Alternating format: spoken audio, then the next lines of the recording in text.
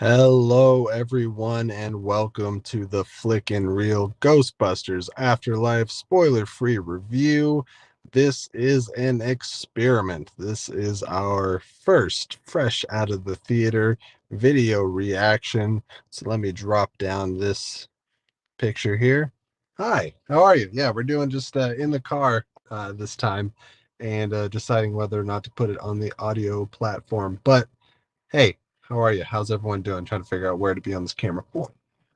So I just got out of seeing Ghostbusters Afterlife, directed by Jason Reitman, son of Ivan Reitman, and man, I had a really good time.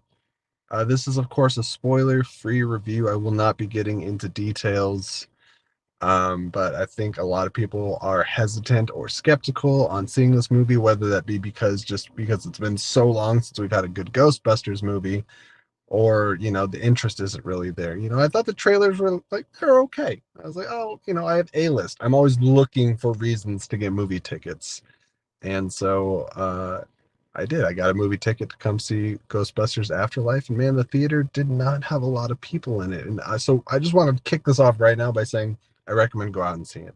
It's fun for the family, kids, 10 and up, maybe 12 and up. Definitely not small children. There are some moments in here that might be a little scary, but it's a good time. It is without a doubt the most enjoyable Ghostbusters since the first movie.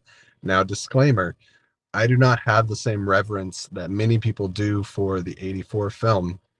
I think it's fun, but I'm a 93 baby, so I was born about 9 years after yes, 9 years after the movie came out. It was always on TV, but it's not something my family watched a lot, but I had seen it many times. It was kind of a classic on television, especially around Halloween and stuff, and I enjoyed it. And I've seen Ghostbusters 2, and I saw the 2016 reboot, which less said about that film, the better. So I went in this with an open mind, and I'd been hearing good reviews, so I was like, hey, I just hope I have fun. And that's what I did. And I think what Jason Reitman did here is obviously he pays homage to the original film several times throughout. But not only that, hey, Sean Wingblade, I see you in the chat there, buddy. Not only that, but he allows us to get attached to new characters. And I will say that the film does take its time, almost too much time, it feels like. And maybe if you cut things out, it wouldn't have worked as well. But it does take a long time for us to really get going, because they're really trying to catch us up on where the world is 30 years later. They don't mention Ghostbusters too much, and obviously the 2016 reboot has no relevance here. But I like all these characters. I want to see another film. I hope more people go and see this movie so that we can get that. I like that not only does it borrow so much from the original film, but it actually enhances and enriches. And I wondered, and I won't, again, I'm not going to spoil any surprises here, but I really wondered how this film would honor the original film. And I was wondering if there would be any reference to Harold Ramis, Egon's character. And I'll just say that there is the bare minimum. There's a reference. It's heartfelt. You can feel the presence of the Ghostbusters throughout without it detracting too much from the film. Great time.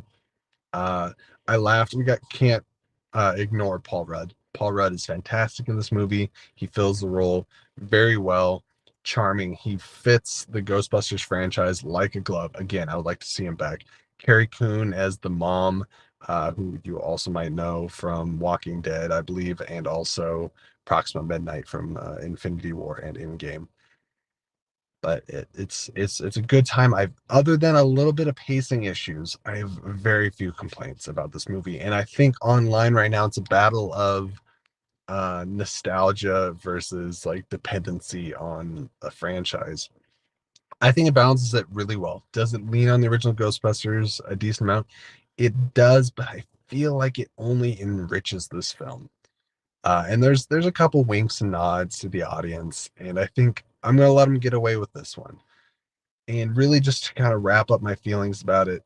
Oh, I first have to say that no details here, but the way the movie kicks off, I found to be very surprising, and it instantly gets you invested in the story that they're telling. And I've heard some people say, like, oh, the plot's not all that compelling. It's a Ghostbusters movie. You're going to tell me the original Ghostbusters had a compelling plot? And I call baloney. So, yeah, that was surprising. I like the look of the ghost. I like all the original things that they do bring with the characters and some things that we get to see, like Ghostbuster devices and stuff that we never really got to see before. We never really got to embellish on. Um, Anyways, just all around very entertaining. I think if we're gonna do a rating, we want to do out of 10. I will give this movie a strong 8 out of 10, which is great because the 2016 movie I gave a 6 out of 10, and that might have been generous. Perhaps it's deserving of even less. But please let me know in the comments, guys, and also like the video if you would like me to do more of these. Usually I just go straight to recording something on Spotify and putting it up out there, but this gives us a chance to just kind of sit and chat for a couple minutes before I sign out. So uh stay tuned. We will be doing Sunday Speakeasy, I believe, coming up here. And also the Monday Flick and Reel news and views, which might be a little different. That might be a pre-recorded episode for the first time, because this guy's got to work. It's a holiday week, so that's weird. Anyways, until next time, keep it real. It's been great hanging with you guys.